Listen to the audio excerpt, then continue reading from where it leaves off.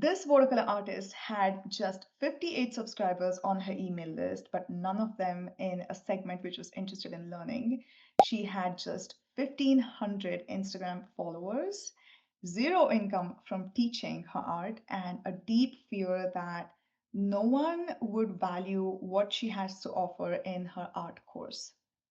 And fast forward 4 months, she has launched her first art course called Nature's Palette. She has signed her first five paying students. She's built a soulful email list. And most importantly, she has become the confident, grounded art teacher that she only once dreamed of being. So, this is the story of my dear friend and client, Julia Butler.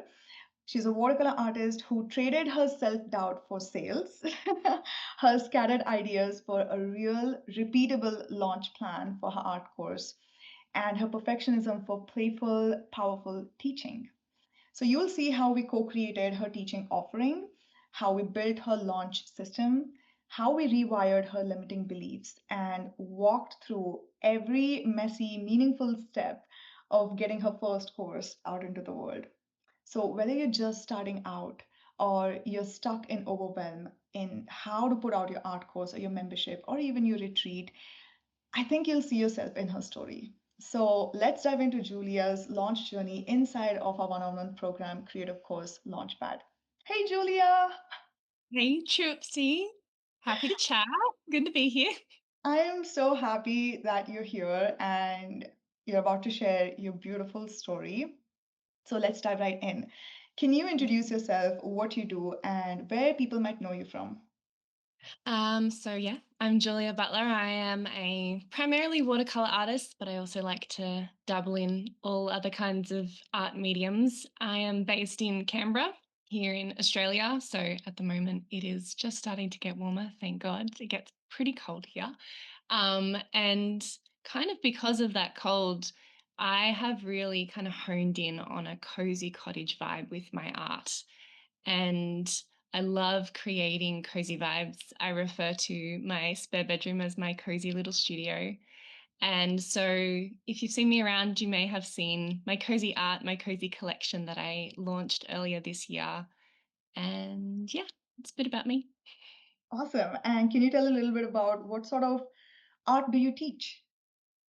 So at the moment, I am developing Nature's Palette, as Trupti said, which is a watercolor class geared towards beginners, but you don't need to be a fresh beginner. You might find some tips and tricks, and in fact, a couple of the founders that I have are actually had quite a bit of experience with watercolors, but were interested in learning from me because of my particular style and my particular way that I use watercolors. Wonderful. I love that. And might I just say, I'm a personal fan of your cozy art. Thank Having bought you. your beautiful tote bag, which is what I also took to my art retreat. But Oh. it was really interesting to see you develop this course, and I just love the name that you chose for it, Nature's Palette. So let's rewind a little bit and let's go back to before you joined Creative Course Launchpad program with us. So tell me, what was your business and life like at that point? So before I joined CCL, I was kind of your more stock standard artist, just creating artworks. I'd started delving into turning my art into products, kind of basic things like prints, but then tote bags, greeting cards, and the like. And it was just a cycle of creating something new, hopefully selling it, and then having to create something new all over again. I was trying to break out into local markets and had some success, but have particularly found with cost of living pressures that not everyone has disposable income for what is a want and not a need. And so I had, just before joining CCL, I just launched my first ever solo exhibition, which is an amazing experience. But I did get out the other side of that and go, okay, I would have to do that all over again. And that was so much effort and so much energy. And I went, I don't know if this is sustainable to be the only way that I engage with my art financially sustainable, at least, like, and energy wise. I needed something a little bit more stable, as well as these kind of beautiful big peaks of energy with exhibitions. I still want to do that, but I found that there needed to be some middle ground for me, I think. Yeah, yeah, that's really powerful. And this is the place where a lot of artists feel themselves stuck in that they are doing something and it's already working, but you hit a point where you really start questioning the sustainability of the energy that goes into something. And it's not like online courses don't take any energy. It's just that Yeah. the energy compounds, right? As you put Mm. into it, it's like an investment versus just spurts of, the returns from that energy. So Yes. tell me a little bit about, at the time, what did you believe about launching an art course, selling an art course, or your audience at the time? Yeah, so because I hadn't done any teaching at all with my art, well, I did a very small workshop when I was at uni for some uni students, and looking back, I got severely I undercharged for that. But other than that, I hadn't done any teaching, and it wasn't associated with my brand of French Rose Studios, and so I just had no clue whether anyone that was following me would actually be interested in learning. And there's so many options out there for people to learn, and there's free ways for people to learn through, YouTube clips and what have you. So I kind of wasn't sure if I put the energy into creating something teaching wise, whether there'd be that return on investment of my time, my energy, my money. And I just had no idea where to start. I I'm the daughter of educators, and so teaching has always been around me. And for a brief moment, I considered going into a career as a teacher. I was considering primary school teaching, and teaching has always, in some regards, come a little bit naturally. I remember coming home from high school one day and telling my mum how my English teacher should have run our class. And she was like, "You're a natural born teacher." Um, and I feel like, so there's always been that inclination to teach and to share and to educate. But to do a course, or even if it was an in-person workshop, I didn't know where to start. And because I work full time, I was like, I always just put it in the too hard basket. Right. Yeah, and especially because you did have a smaller, cozier following, I would say, on Yeah. Instagram. It is also a natural doubt to have, right? Are my numbers small? Because I am seeing bigger artists, the ones with whatever quote unquote bigger businesses have bigger numbers. So, Mm. this is a question that artists, I'm not able to speak. Oh my gosh. Creatives ask themselves a lot of the times. And then I always say that your follower size is not entirely dependent, like your revenue that you make is not dependent on these numbers. And Mm. there is a place at the table for any artist who wants to teach, because the magic is that nobody can teach it like how you're able to teach it and your style of art, right? So let's talk a little bit about, even though you had all of these doubts then and these limiting beliefs, what made you say yes to working with me and Nahush inside of Creative Course Launchpad? And what was the turning point that actually made you say, you know what, I'm jumping in and I'm committing to this 100%? Mm. So I think it was really a matter of timing for me, because, like I said, I'd had those thoughts about, teaching and education. That was kind of always sitting down in there for me. And it was, I think, only a week after the opening night of my exhibition that I saw that you'd been sharing, on socials and emails about, spots opening up in CCL. And it was so funny because I told myself I wasn't going to jump into anything new immediately. I was like, you've just done this big thing, give yourself, a bit of grace. And so I think I gave it 2 full weeks and I was starting to feel restless. I was like, no, I need something. I need some direction. Because I really enjoyed that about my building my collection for my exhibition, was just having a little bit of purpose, like not too strict and structured, but yeah, combining my words there. But I wanted, yeah, I just wanted something to help kind of guide me and focus my intention. And so when what you were sharing was coming up, it was like, well, that would be helpful. Like someone telling me, like showing me the ropes, and I wouldn't have to start from scratch. And, I'd followed you for, I can't remember how many years. Like you've just kind of always been part of my feed. I can't even remember when I first started following you. And, had seen all the Blue Pine art stuff. So like I knew you, or like I felt like I knew you. And so I think the turning point for me was after our kind of, can't remember what we call, like, but like our tester call where we kind of like had that call where we sat down and we talked it out and you explained it in more detail, what would be involved, and made sure it was like the right fit. And I came away from that call. Remember, I sent my mum a voice memo and I was telling her all about it. And it was like it wasn't an insignificant investment for me, financially, to take it on board.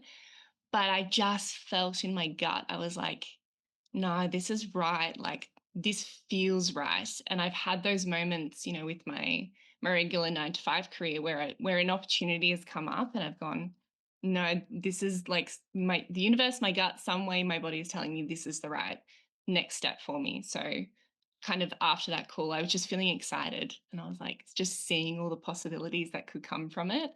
And I was like, I forced myself, I think, to take a few days to really think about it and make sure it wasn't just a, initial reaction. But the more the days wore on, I was like, no, I need to do this. Hmm.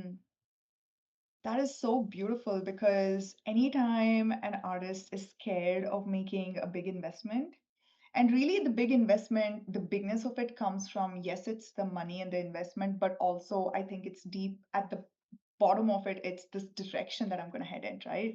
And all Mm. that uncertainty and everything. And I always tell people, you know what? I never hard sell. I'm never going to force you to sign up and work with us. But really, you have to be able to sit with your intuition and listen to your body. And I Mm. think if artists, got out of their head and got into your body and listened to themselves, they would know what the answer is because the right answer, it doesn't leave you. Like you said, you asked for a couple of days, and I was like, absolutely, just sit with it and make sure that it's the right decision for you. And it didn't disappear, right? Yeah. So that is the thing. And so if you really want to differentiate it, you will see that the voice of anxiety and fear that says, "Oh no, it's a big investment, don't go with it. It's a huge direction shift or whatever." It's frantic and it's loud and it's chaotic.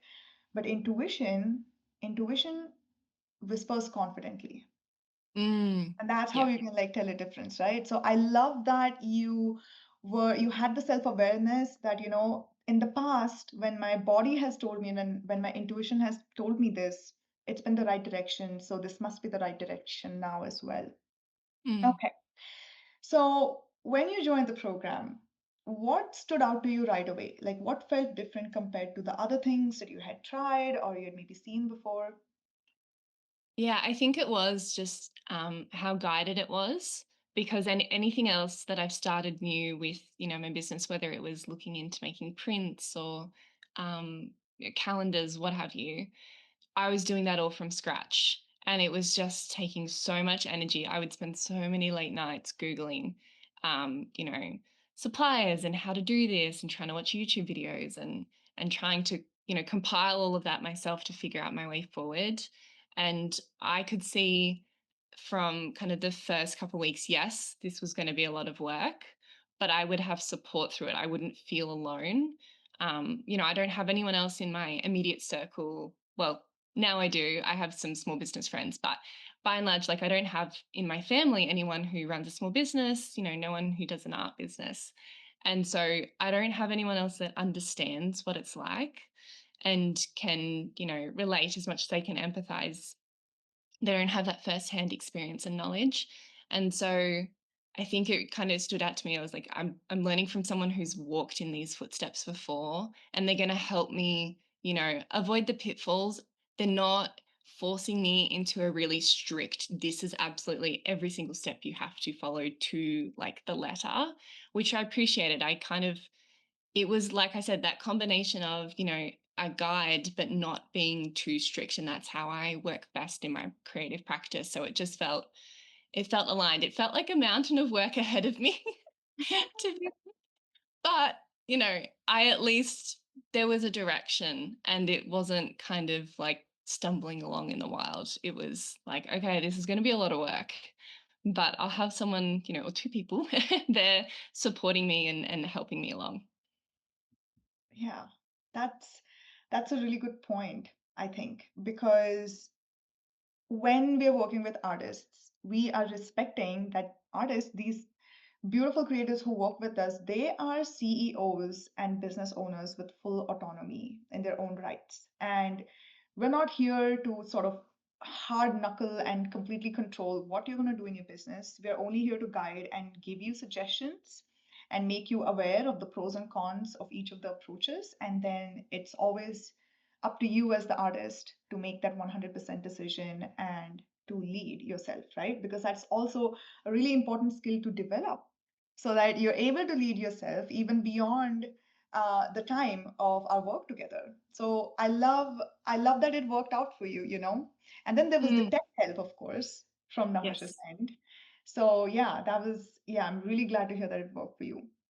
So Mm. talk to me a little about something.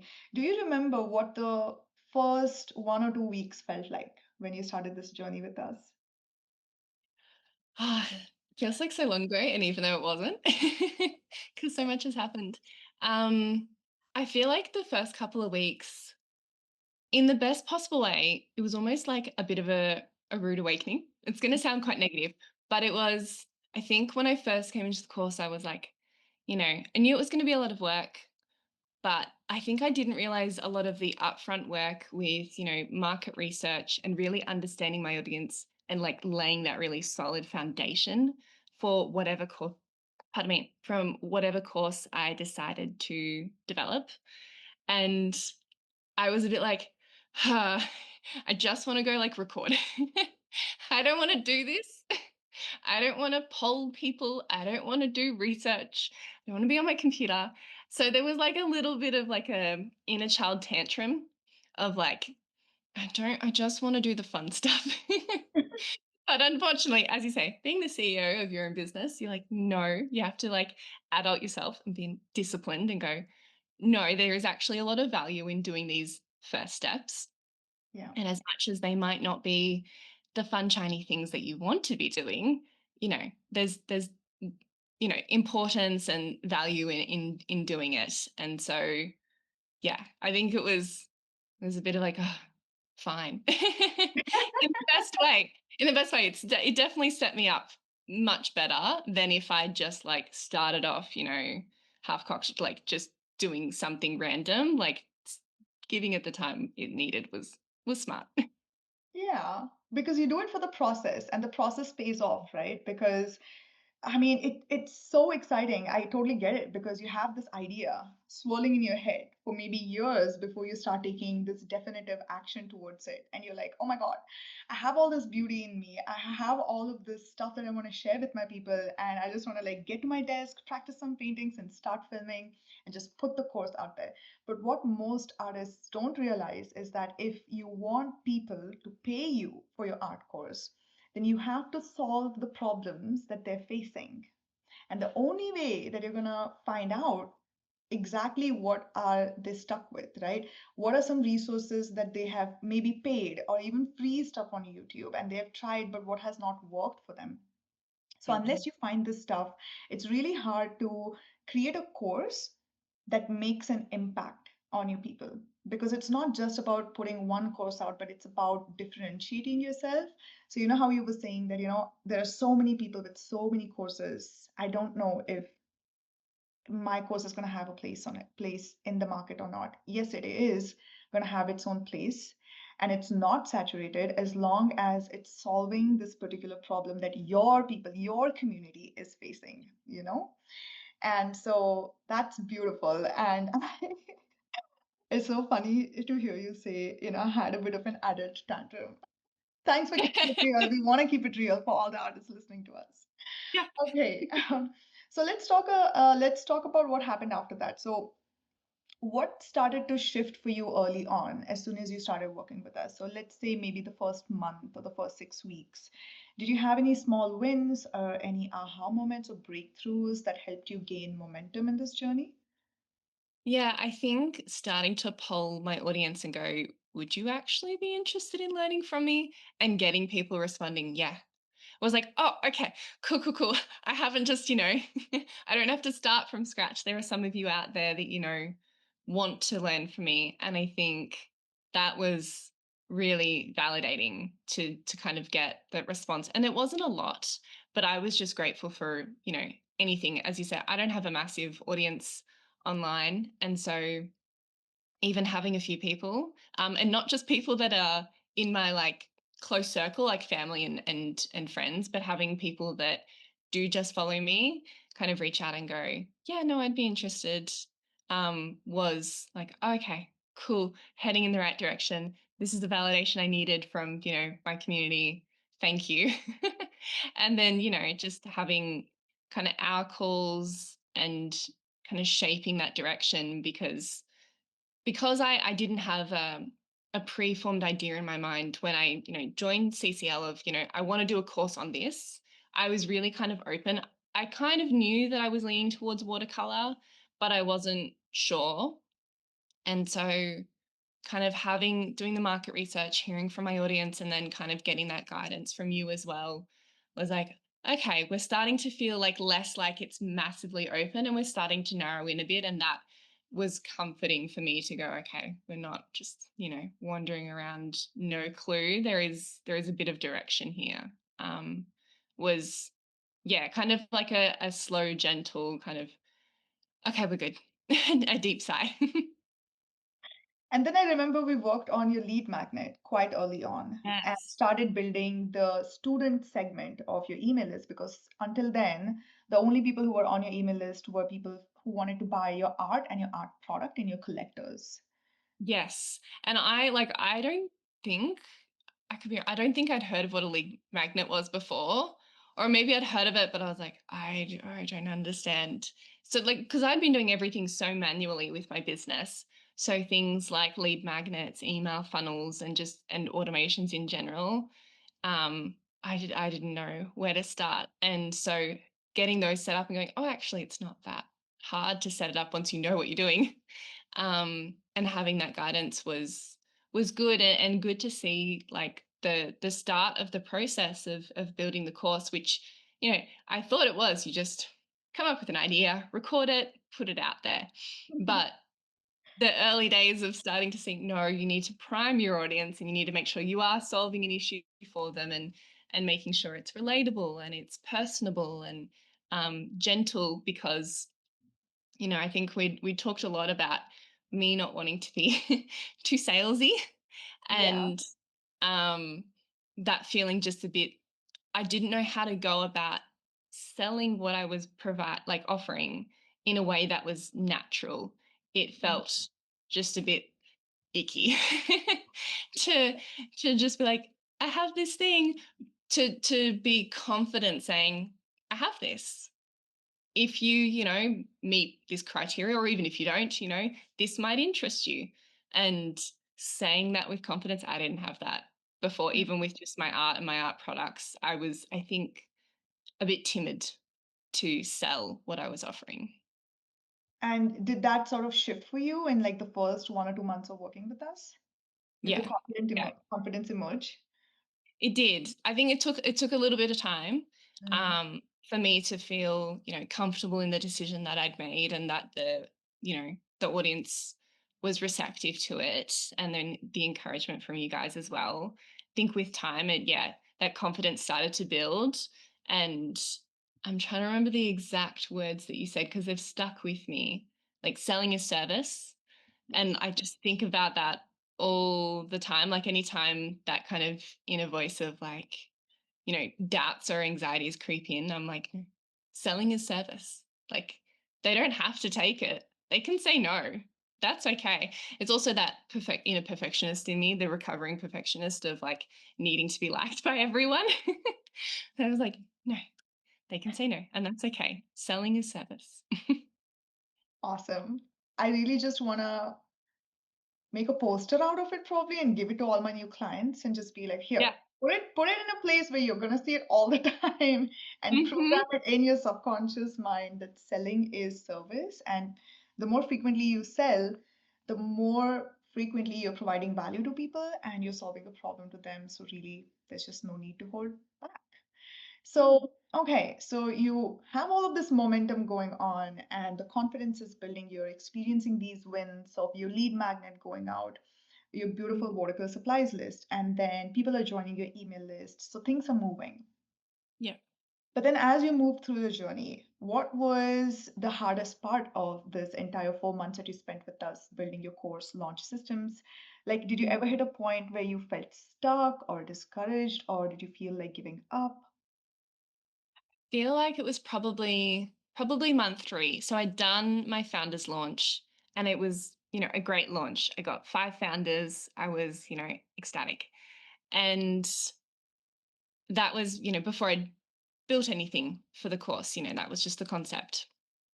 And I decided that I wanted to do kind of my next launch through doing an art challenge, a free online art challenge, another kind of lead magnet that could, you know, target people and send them kind of into this stream of learning from me. And, once the challenge was done, or, kind of partway through, launching Nature's Palette once again.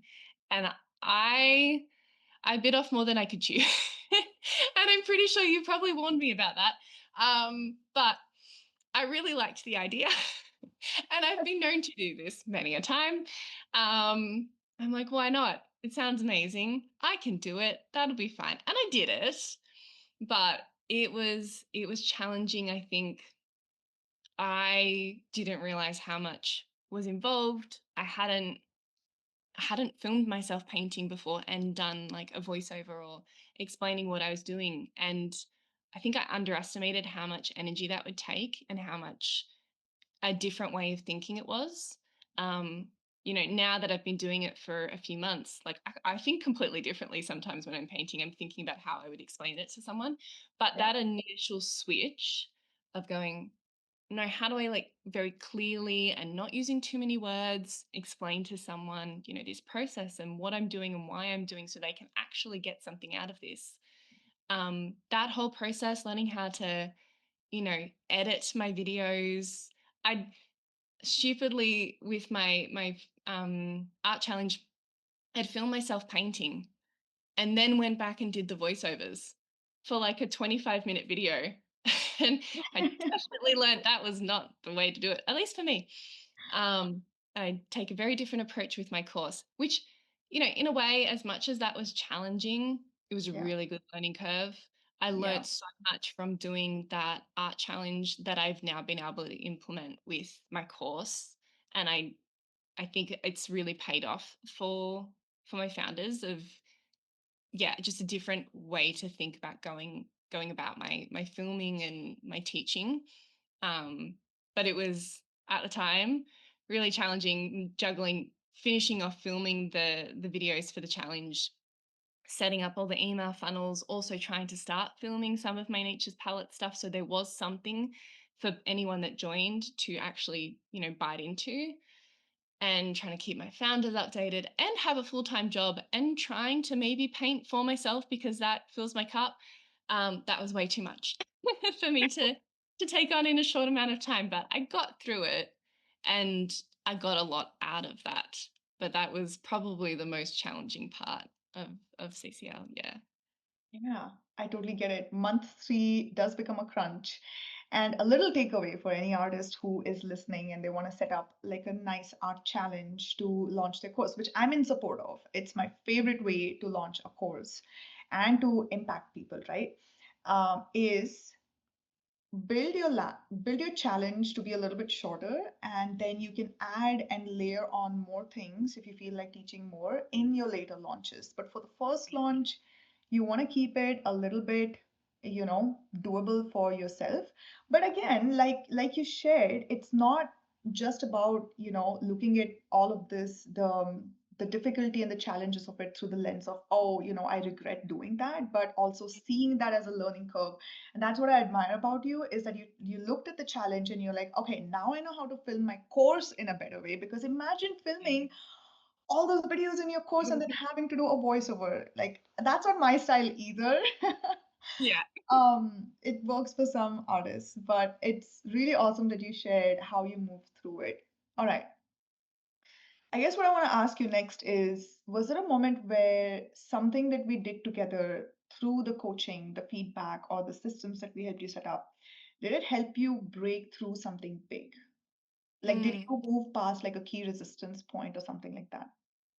Yeah, I think it was kind of part of that month 3 and into month 4 where I hadn't realized that I was falling back into my perfectionist tendencies of I have to do everything perfectly because that's my coping mechanism when I get under stress or I feel under pressure or don't know what I'm doing. I lean into that. And I think it was in one of our calls where I think with my challenge I initially would plan to do like I don't know, like 6 different videos. And you're like, you don't need to do that many though. You could do less. I think, and I ended up doing just 4, and they were the 4 that I'd already filmed. And it Mhm. was, I think partly it was like the permission from someone who's been here before to go, you don't have to go this hard. Like, slow down. But it was also, towards the end of talking about, how I was going to continue filming the course. And I think initially I'd planned to, film a lesson a week. And you're like, do you need to film a lesson a week? I don't think you need to. So, it was partly the permission, but also just the reminder that, it was a little wake up call for me. I was like, oh yeah, I've fallen back into this perfectionist tendency and that's not serving me. And, it's not going to serve the people that I'm, wanting to serve by not being in my best frame of mind, not, taking it a bit slower, really thinking it through. And in a way, that's ensuring they're getting the best possible product from me. And so I don't necessarily think it was, a single aha moment breakthrough for me working with you. It was a continuous, cycle. All of the like, you pushed me sometimes. I think there was once where I was not going to do a launch page for my course, and you're You like, were not going to do a sales page for your yeah, final launch. and you're like, woman, what are you doing? Fine. I think it was that inner child going, I don't want to do it. It's computer work. Um, so like, don't get me wrong, you absolutely pushed me to like, make sure I was giving it the best I could, but you also reminded me of slow down.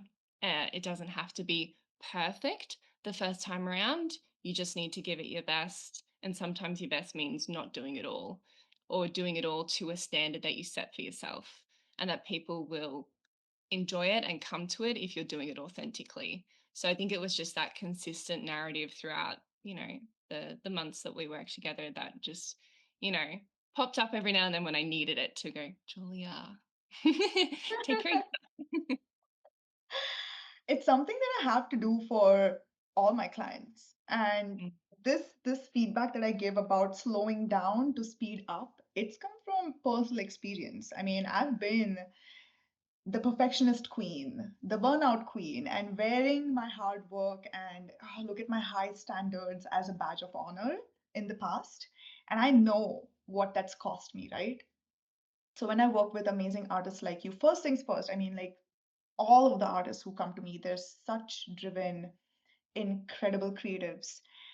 And of course, there's that natural tendency. And like you said, it's a coping mechanism, right? That's what it is. I mean, it's not your fault that you're dealing with the perfectionism.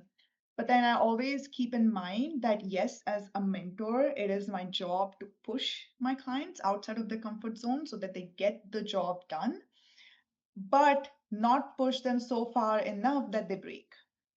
mm, So you want to keep in that like zone where it's like working out, right? Like you want to lift weights and you want to feel the pain, but you don't want to feel the bad pain of spraining something, yes. right? So that's what's going on in my mind a lot of the times. And the thing is, we really as a society and as people have not been taught how to rest, and we've been taught to see rest as uh, a foolish thing to do, right? Like Yeah. you'll I think rest you when have you to die, earn. like sleep, you'll sleep when you die. So go, go, go now. But that really does not work.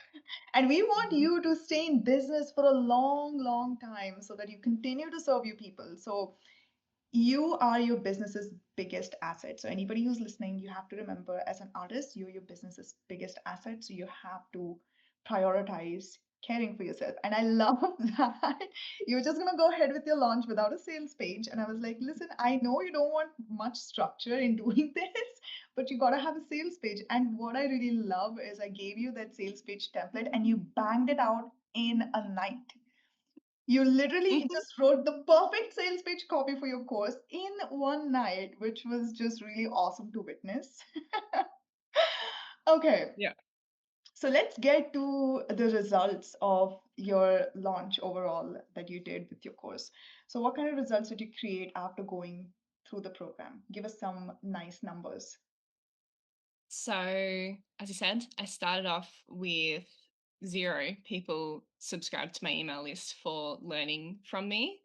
Mhm, And, by the end, I think I'd like at least gotten maybe 50 more subscribers to my email list, maybe a bit less. And about 25 of those were just specifically wanted to learn from me. mhm, So, and that's not including my 5 founders as well. So that was fun. mhm. I started off with, um, yeah, an Instagram audience of, I think about, yeah, just under 1,500. Yeah. And I got an extra 80 followers over those few months. A lot from the kind of the teaching content that I'd started to share. Um, I started a YouTube channel for the art challenge. So that was obviously starting from 0. And after the art challenge had wrapped up, I had just over 50 subscribers, which I Mhm. still don't understand the world of YouTube, but I'll take it. And people, liking and commenting. I was like, cool. And I also started up a Pinterest account. I had a private one, but I hadn't had one that was linked to my business. I cannot remember the numbers for that one off the top of my head, but I've started it and am dedicated to putting a little bit more time into it. So those Mhm. kind of like followers, and then yeah, I had 5 founders join up. So I offered for my founders 50% off the course price, and I think US dollars with the 5 of them, it came to about 200, just over 200 US dollars Mhm. And in revenue. Australian dollars, how much was it? Because you're from Australia. In Yeah, in Aussie dollars, it's just over 400, which was Mhm. incredible for local currency, which is what I really care about. Was amazing, given that I hadn't really done anything other than come up with the concept, and they were willing to, spend money on what I was creating. So yeah, Yeah. I did I did do a second launch, as I mentioned, and I didn't Mhm. get any signups, but I wasn't mad about it. I was Mhm. okay with that. Yeah, I love that because I think you shared that at the time your priority was honestly not even to get students, but to set up the systems so that you Yeah. can be done with that and start serving your founders. And you just have everything now to Mm, have an amazing launch from now on, right? And then also it's so yeah. beautiful. It's rinse and repeat that you can do it again. Now, after you've shared all these Mm, amazing numbers with us, I just want the listener, whoever's watching, listening, sit with that for a moment, for a second, because a lot of the times people just get really impressed by the big, flashy numbers, right? Everybody wants the big numbers. But yep. think about the foundation, right? It's the foundation that determines quick numbers. And these were quick numbers for you, Julia, because all of this happened in the span of 4 months. Yeah. 4 freaking months. Is that a quarter? It's a quarter, right? Yeah. Yeah.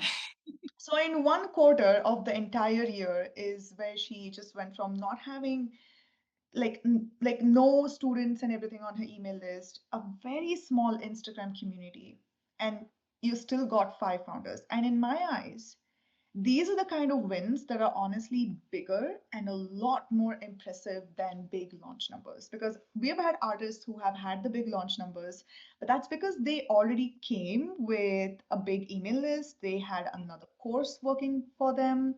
So they're already built a teaching community and a big viral following also on Instagram, right? So it is easier to get that, but we've also had artists who have had 97,000 followers, 220,000 followers, and still got the same number of founders as you, Julia. And the reason Mm, why I'm sharing with the people over here is this is a testament to the community that you have built. So mm, really, it's not the size of your following that is going to determine how much income you make and how many students you get in your course, but it is the depth of the relationship that you've built with your people. And so I think for mm, your, with everything, the way Instagram has become now and the way it just sort of cuts your reach with your own people, right? And with these sort of challenges of the current social media landscape in 2025 and beyond, it is beyond incredible that you got five founders yeah, before you'd even launched, like before the art challenge, before anything, when it was just a vision and just an idea. And that is huge.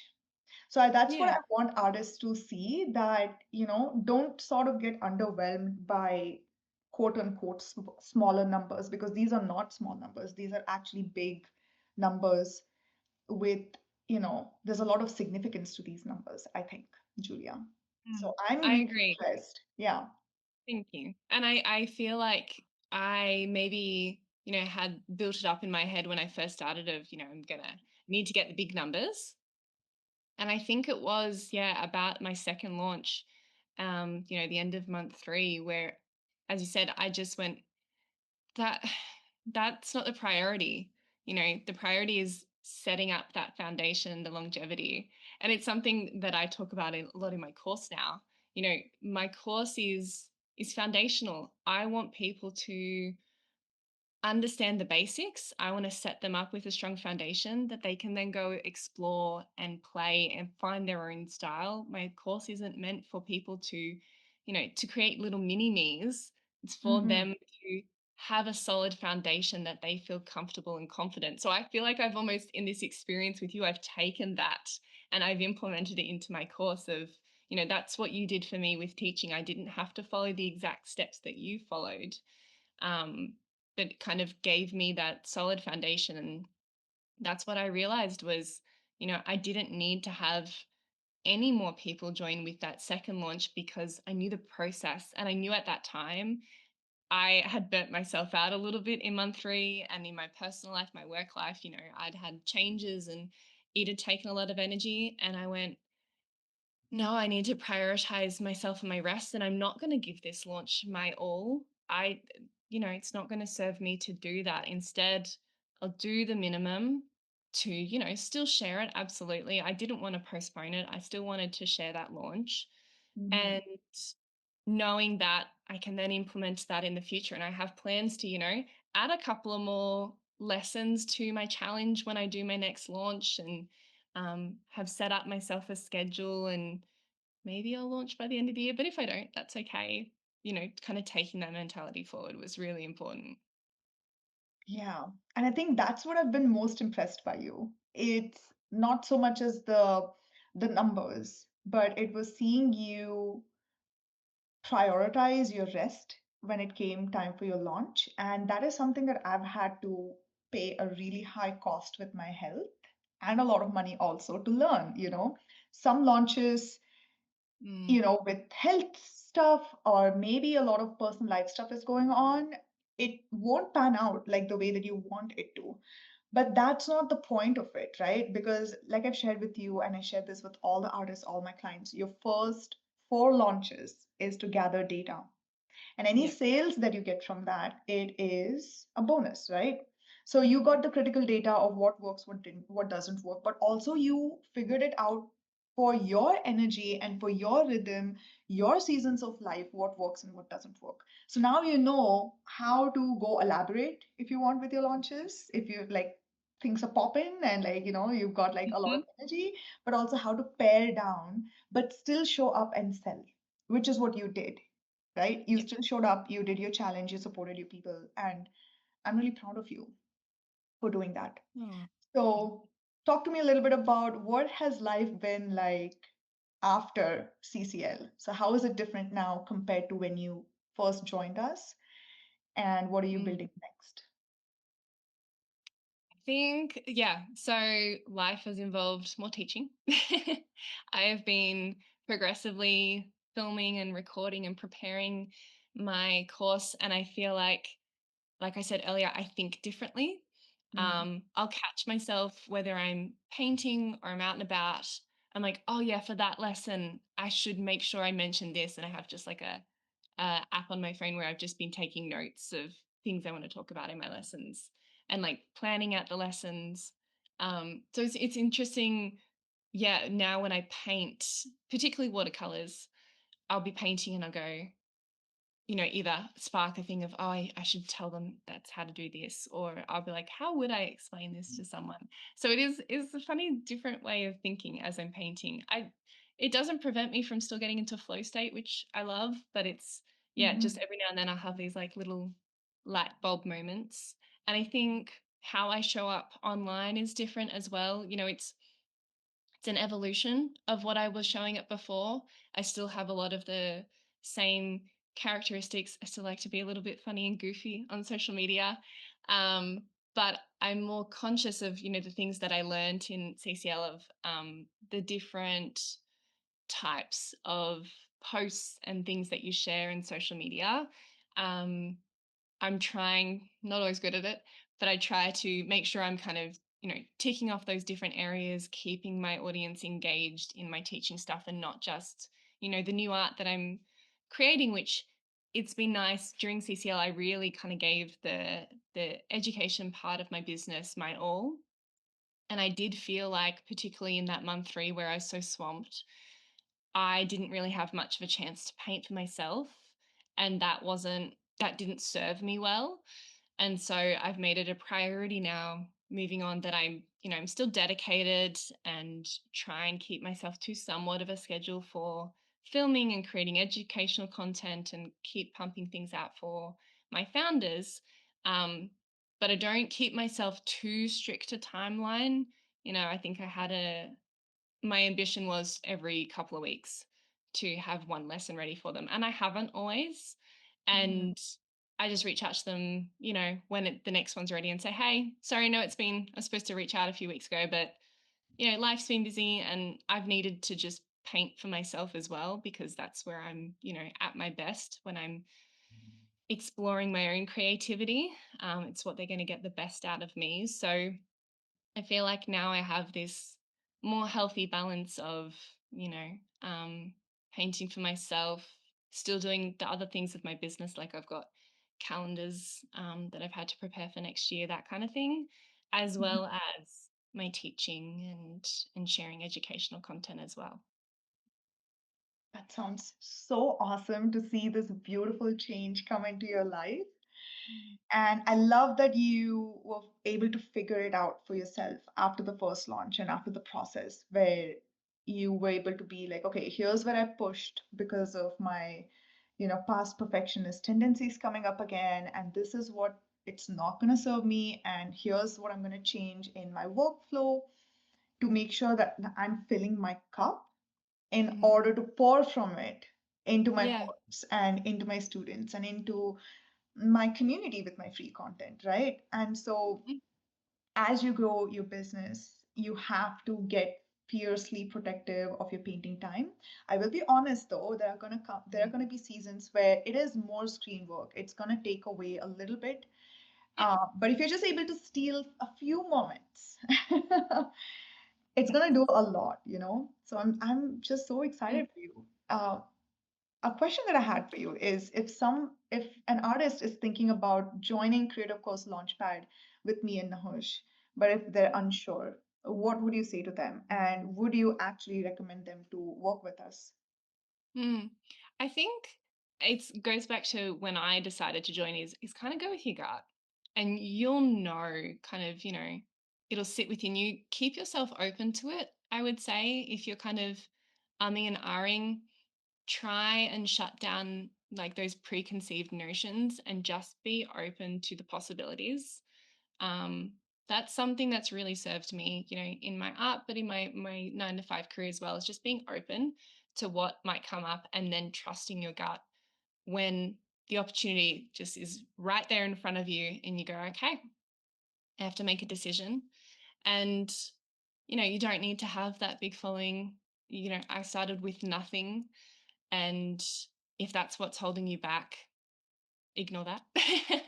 But also, recognize that it's going to take some work. And you need to be ready to put in the work. I think that was our first call, before I even signed up, which I really appreciated. You're upfront. You're like, you're going to have to put in the work. Like, we're not going to do everything for you. We'll help you along. We'll guide you, but you are the one that has to make the commitment. So I think be ready to take on that commitment and enjoy the ride and be open to all the lessons that you learn throughout it. I learnt not only things for my educational side, but a lot of the how I interact with my community and my email subscribers, my Instagram followers has really evolved, and I've been able to use a lot of those learnings from these 4 months together in other areas of my business. When I'm selling my calendars, or going to be at a market or whatever it might be, or a new artwork is ready, I the way I communicate that has evolved, and I've had people reach out to me, like other artists. I had one artist friend reach out to me and say, your social media looks amazing, did you do a course or something? And I was like, it's Trupti. And it was this whole, bigger thing. She doesn't do specifically social media, but, this is what she offers. So there's a lot that you get out of this. It is worth the investment, even if, at the end of the 4 months, I didn't see a full financial return on the investment, but I know that'll come. And I know that it's given me a lot of other returns on that investment. Yes, thank you so much for sharing that, because a lot of the times, and it's very natural too, is for people to get just focused on the financial returns. Mm. But it is like, it depends on the foundation that you start with, obviously, but it's also like compound interest, right? So you wouldn't Yeah. invest in stock market today and then just be like, oh my God, I need like 10x returns in 4 months, right? You need time to Yeah. build it out. And the time, you know how to utilize that time now to Hmm. nurture your people, to attract more people, to collaborate with other artists. And I'm just really, really stoked for you. So thank you so much for that kindness and for sharing what your experience has been like, because I really appreciate the refreshing honesty and transparency, especially about the work and really about, just do what your gut says. If Yeah. even if that's a no, then you just have to go follow that thing. But if it says yes, then find that courage. And courage is not the absence of fear, it is to listen to your Good. intuition and to move in spite of the fear. And I'm Mhm. just like so excited that you are so well equipped to go do this and to crush it for many, Yeah. many years to come. So Mhm. let's do a little bit of a fun thing. What was your favorite part of this experience overall? I have to say, I think it was our calls. Just talking with you, because, like I said, I'd followed you for ages, and we'd started sending voice memos, especially with, all the Blue Pine Art stuff, and just my love for Blue Pine Arts. But just being able to like get to know you a bit more as well, and Nahush as well, and just like now having that friendship with you is just like was a beautiful byproduct of that whole experience. I got all of the business stuff out of it, but now I've got this like beautiful friendship. So that was, I think, just the most lovely thing to come out of it. Oh, I love it. I love, I think we already had a friendship for Yes. many years actually, because I remember talking to you like forever, for a very, very long time on Instagram. But then to have gotten to know you better and to deepen our Yes. friendship was just like so beautiful. Absolutely. Yeah. Would agree. Awesome. So tell us all, where can people come and find you and find out more about you and your course?